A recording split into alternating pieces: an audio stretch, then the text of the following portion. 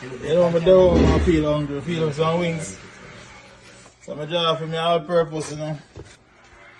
Wash it off with the vinegar first. I add a little jerk, little chicken. You see me? A little smoke. A little pepper seed. You understand? See that? And I go wet it in the egg. Then flour it with my spell flour, healthy living. I make my sauce with my chili. Sweet chili sauce and barbecue sauce.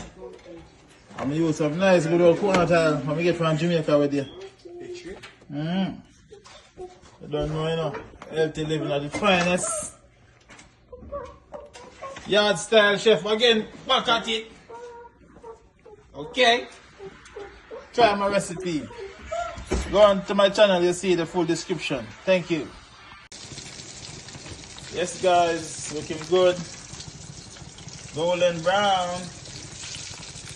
Golden brown, you know I got my grease paper. So they're not gonna be greasy.